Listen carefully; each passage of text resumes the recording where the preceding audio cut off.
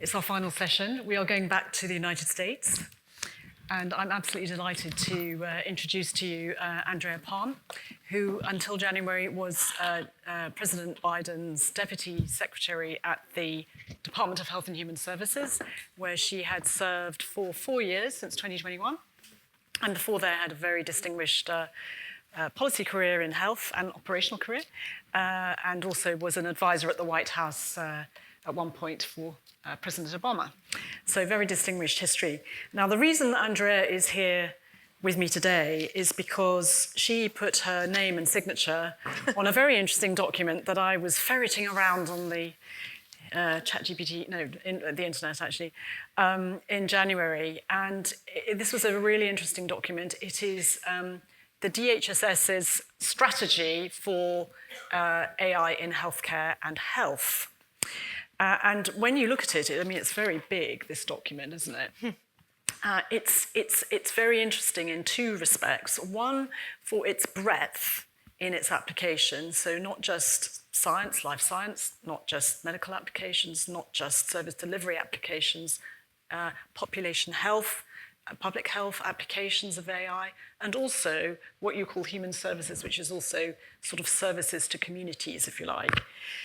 So it was comprehensive in its breadth, but it also was deep, and it had some really interesting use cases, near-term goals that could be achievable. So I thought it was a really, really interesting strategy, and deeper than many that I had seen internationally. No pressure. No pressure, no pressure. And Andrea's signature was at the bottom of it at the beginning, at the forward. So I thought it would be quite interesting. So we're going to take a walk a bit into policy land, if you don't mind, for our last session, to ask Andrea a little bit about this, because clearly how we figure out how to get through the fog on AI, we're going to need both operational bottom-up intelligence, but also we're going to need 2020 vision at a national level to set priorities and set a roadmap very clearly, which we've heard today. So I think with that sort of no pressure introduction, Andrea, I think perhaps the first question for you is, tell us a little bit about that strategy that you led, how it came about, why did you do it? And given that we all think here, sorry to excuse our French, we think the United States is a bit of the Wild West on technological innovation. This is now the role of the feds coming in and imposing something, or at least creating a framework. Can you say a little bit about this environment, how it came about, and So I, as Jennifer, well, first let me say thank you for inviting me to come here. It has been a really refreshing couple of days, the excitement and the sort of all in this together to figure out how this works for NHS and for the people of this country is really it's refreshing. It's good to come across the pond and get a little jolt of hope about we the feel future your pain. We feel your pain, Andrea. In healthcare. So I think like all governments, right? The Prime Minister, the President, President Biden set a goal for us, a priority for us, and directed all of us as federal agencies to come forward with strategic plans that met the moment and the parameters of an executive order to think about how we were going to maximize benefit and minimize risk in AI in our respective domains. And for us, as Jennifer noted, this plan is broad, and that is because the U.S. Department of Health and Human Services really has the privilege of serving the American people from cradle to grave, and we house within the department the entire enterprise of health and well-being, everything from NIH to FDA to CDC to our healthcare programs, Medicare, Medicaid, the Affordable Care Act programs, our disability programs, our aging programs, our human services programs, so cash assistance programs, things that support low-income families. The child welfare system, foster care and adoption, is housed within the U.S. Department of Health and Human Services. And so as somebody who thinks that leadership in government means that we think about the people that we serve and we maximize all of the levers at our disposal to bring them the best in class services and whatever it is that we're trying to do. I got very excited about the opportunity in AI. I think, for me, as somebody who has had multiple tours in government, I was in the Obama administration when we implemented legislation to drive the adoption of health IT, and I have some amount of guilt for the ways in which we left gaps in that law and in the implementation, so that we're still not seeing the full benefit of health information technology in the system, and the things that we left behind, like behavioral health, substance abuse, and mental health services. They're not electrified at all in the way in which they are. Not able to talk to the rest of the healthcare system. Our public health system, right? They diverged from healthcare a while ago, and it wasn't, I think, until the pandemic that we all sort of realized how disjointed our public health system and our healthcare system are in the United States. And so I felt really urgent that this was an opportunity not to make the same mistakes we had in previous where did Mary go? Mega programs and implementations, and learn lessons from a variety of places in my own experience, and just from generally being in government, to not leave anything on the table. And that meant that public health and human services and the full range of things that we do for the American people at the department showed up in this plan in a strategic and integrated way, so that if we executed well, we wouldn't in 5 years or 10 years be regretting the lessons we didn't learn and the things we didn't integrate into that plan. And so,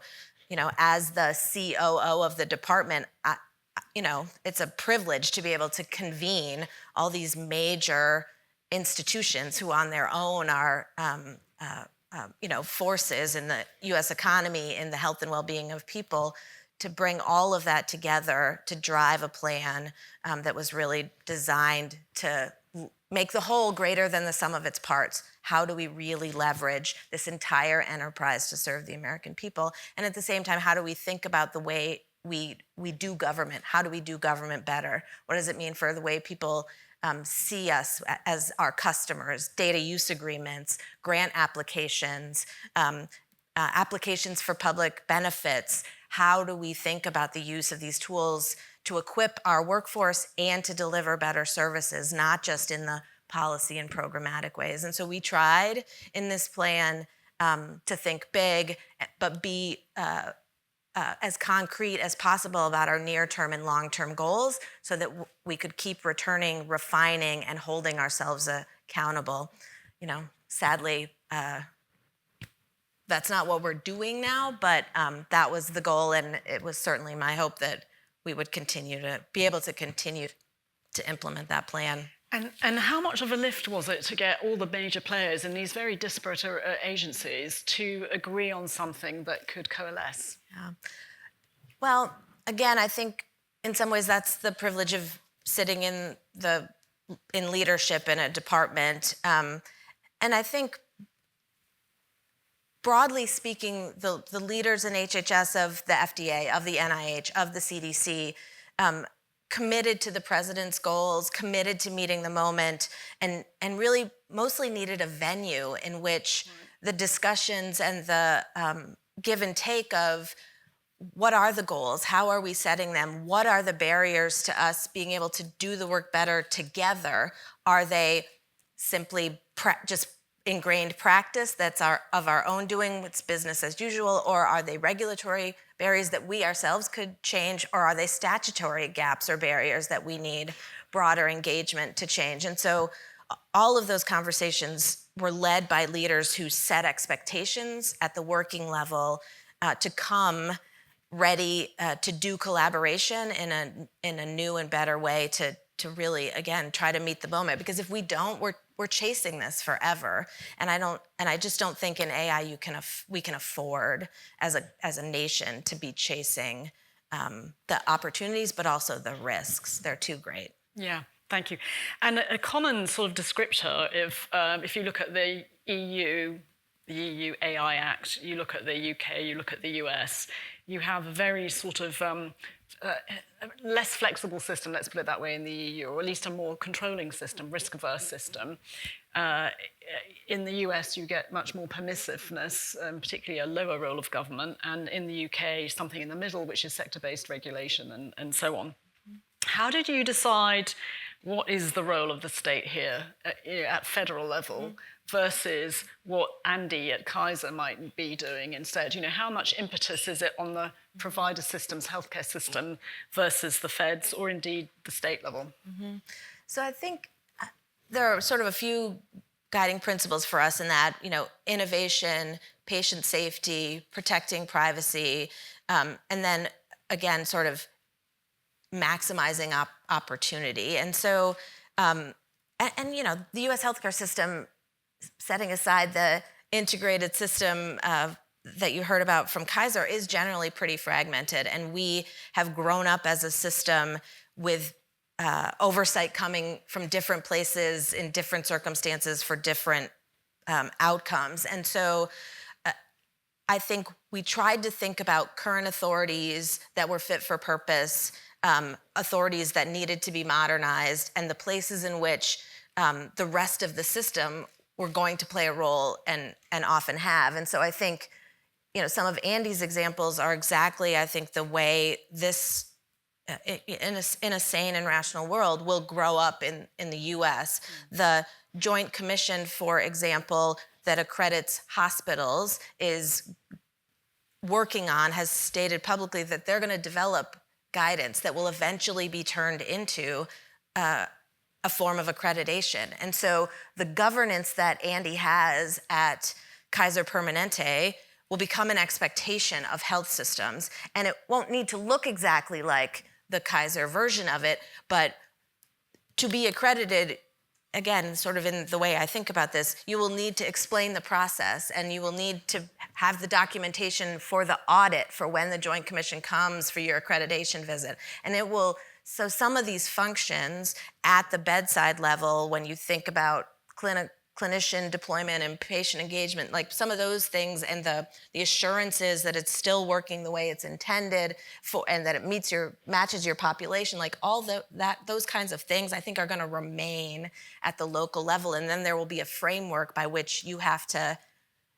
ensure that the system you're setting up for governance meets the moment.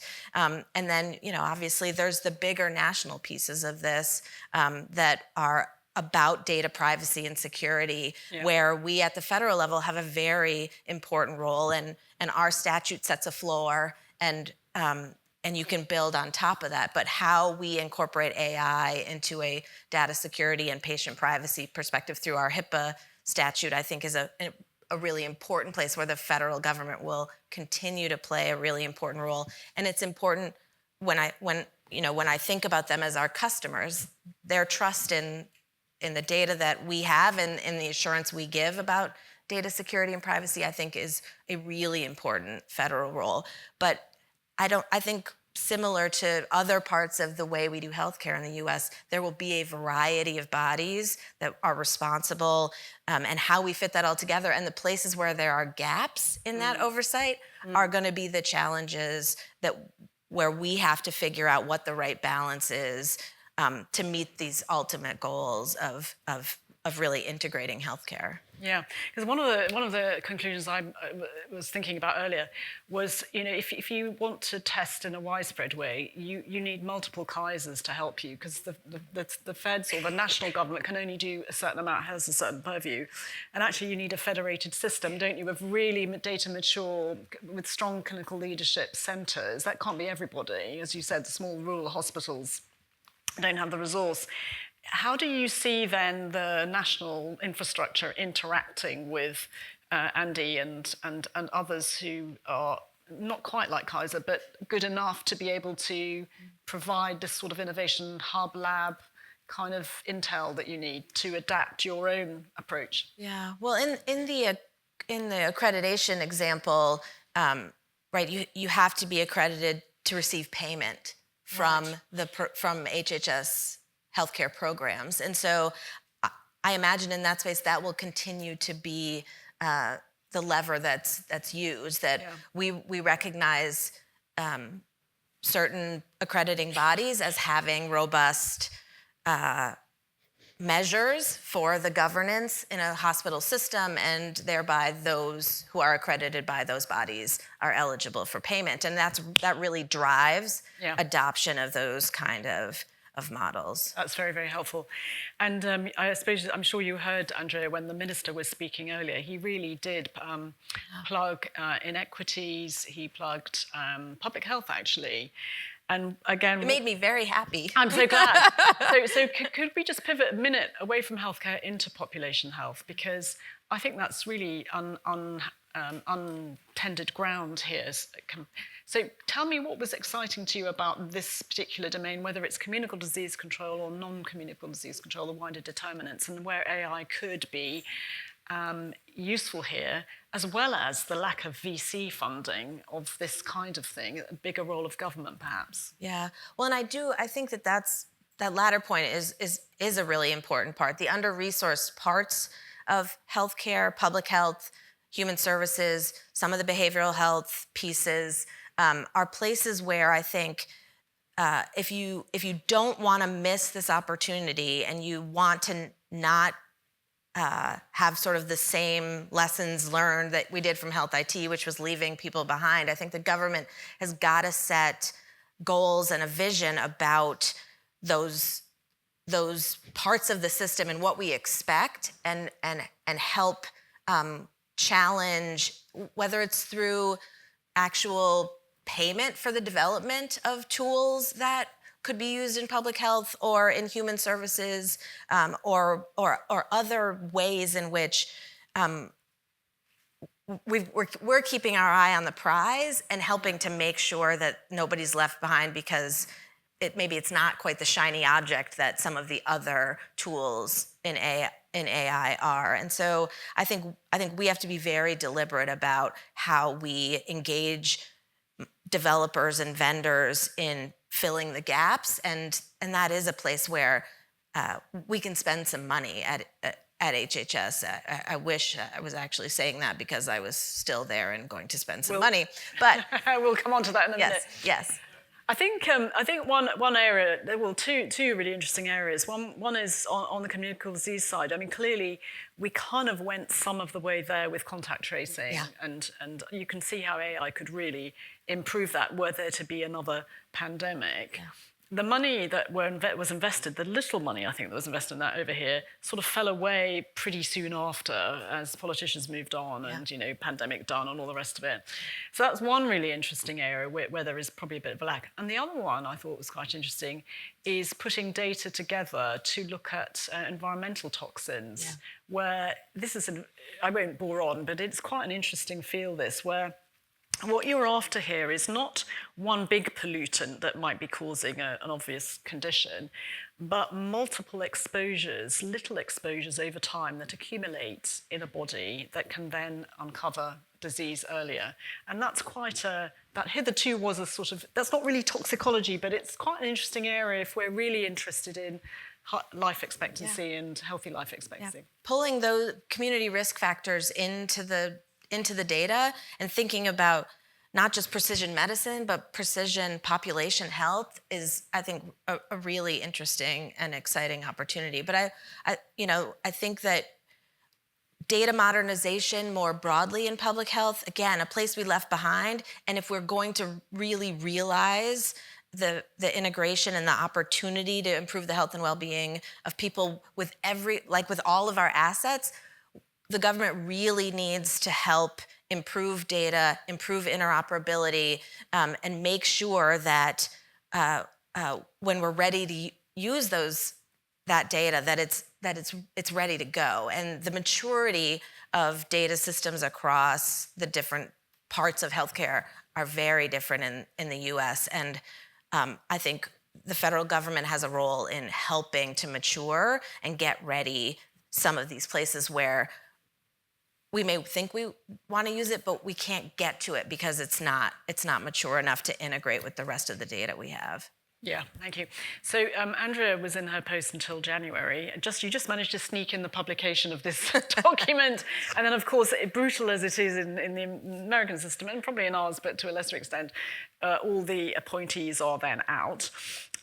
So what's happened since? And I guess if things have stalled in the way I imagine that we would have been reading about in the press. You've been hearing today about Britain is 60 million, Germany is 80 million, Estonia is, I don't know, Estonia, 7 million, something like that, Denmark, Norway. In what way could there be useful, almost federated international learning if one of the biggest test beds is sort of out of action for a bit? I said that, you didn't. Well, you know, when your prime minister was in the States recently,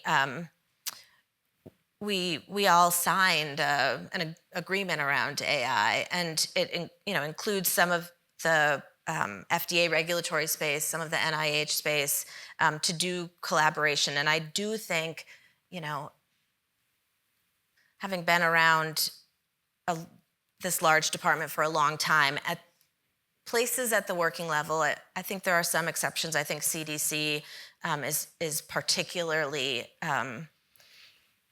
disadvantaged at the moment. But FDA, NIH, there are places at the working level where there still is a lot of interest in work happening. And I just would encourage those conversations and that collaboration to continue, because that's where the experts live within the department, and that is and they will keep moving the ball forward in as much as they are able to. And so I think there are still opportunities there at that working level. I think I think maybe Andy was the one who mentioned the National Academies of Medicine and some of their work. I think that there's lots of opportunity there. They're going to be an important thought leader. Somebody else mentioned CHAI, the Coalition for Health AI. The CEO of that coalition is on the National Commission that you are also sitting on. And so, and CHAI has academic institutions, hospital systems, vendors, and are thinking about, they're in a partnership with the Joint Commission on this accreditation project. And so that is a place where I think whether it's the CEO of CHAI, Brian, or others, there's doors into people who are focused on this, and that may be like a nice central, easy door to knock on to think about collaboration. And so I think there's, I mean, the energy around AI is great in the US. I think it's just, where is the leadership going to come from? And I think some of these private sector organizations are going to help fill some of the void. Very good, thank you. And this is probably quite a cheap question, but where in compiling this strategy that we were describing, were there other countries that you thought were really worth learning from, that we could learn? I mean, you obviously know a bit more about us now, but were there some real poster childs of places that we could really, apart from the interesting countries we've heard from today? Yeah, you know, it's interesting because we did look at Norway just because they got out of the gate so much earlier than we did. So we definitely looked at them. I think we were, I think more, you know, as the U.S. maybe is too prone to do, we looked more at academics and other parts of the U.S. who were already deploying it and had challenges and saw opportunities sort of to teach us about the different pieces of it. But we definitely looked at Norway again, particularly because they were years ahead of us. Very, very good. And perhaps I've been very bad at not looking at the iPad, but maybe my penultimate question, if there's a question here, is this whole business of public trust. I mean, clearly we look at the US and see a lot of accusations of fake news and misinformation, just like we've got here. I don't remember, but I might be remembering. I don't remember a specific chapter on that in your strategy, because clearly, if you're trying to push water uphill with the public, and you've got these big tech titans who are saying some quite interesting things that the public might not like. Where did your thinking take you? Was it the role of the feds to really tackle this, or is that just the horse is bolted? Yeah, I mean, it is such an important, and it feels sometimes intractable issue. I think we saw the risk of misinformation through AI, but we also saw the opportunity to correct misinformation through the use of AI. But I think, we, considering, some of the COVID ramifications for parts of our public health system, we had been very focused on issues of public trust and in doing things that we hoped and were attentive to some of the feedback that, for example, CDC got coming out of the pandemic, and that included some of our modernization efforts more broadly there. So I think we were tackling it not just from an AI perspective, but thinking more broadly about trust in healthcare and government as institutions, and our Surgeon General worked a lot on this topic of misinformation. But we certainly haven't cracked the code, and the current climate is not facilitating digging out of that hole, and so it's going to be something that we in the U.S. are going to struggle with for a while, I think. Thank you. And maybe then the last question, and luckily it does chime with the question asked. Thank you, the person who asked it. It's just about the, you've obviously heard a lot about us in the last few days. Given your experience of pulling together this strategy and working with people, what's the risk you would like to alert us to try and avoid, and maybe what's the opportunity you think that you would like to leave with us to chew on as we go forward? Yeah. I mean, we've talked a lot about risks and opportunities across the whole day. So maybe I would pick a couple that that haven't come up yet. And for me, as in the position I was in, it was my job to think about some of the national security risks. And I think AI is a tool to make cyber actors better, if that's a word. It is now, and a tool to fight cyber crime. And so I think we as governments, as institutions, can't forget about our responsibility in ensuring that the data we hold on behalf of the people that we serve is protected. And our government agencies are just rich targets for cyber crime. And so I think that's a place that we haven't talked about where, it was in our strategy. We had internal operations and cyber as sort of 2 of our 7 domains. The other 5 were the, life science, the programmatic side of things. But we had a whole chapter just on some of those cyber national security risks that I just think we cannot neglect thinking about. And then on the opportunity side, again, I just really want to reiterate, maybe because I am not getting an opportunity to do it in my own country, to encourage you all, sort of in line with the Prime Minister's comments, to lift all boats. And I think we all serve the people in our nations better when we aren't distracted by the shiny objects. We set out the goal, we hold ourselves accountable for implementation, and we drive transformational change with this opportunity. And so that really does mean capturing what we all hoped health IT would do for us in population health, but that we haven't quite gotten there yet. And so let's not do that again with AI, and really max it out for the health and well-being of all of our people. Thank you so much. Well, wise words to finish on. And we're most grateful for your insights, Andrea. Please, thank you.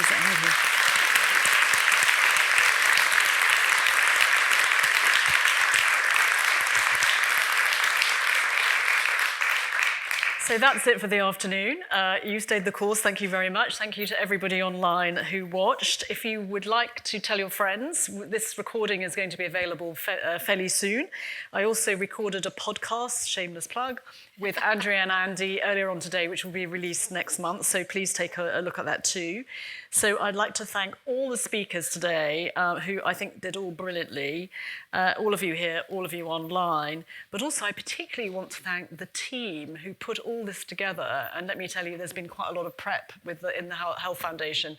Unusual attention to detail. Oh, no, I shouldn't say that. There's a lot of attention to detail, and they have done so brilliantly well. So please thank everybody involved. Thank you.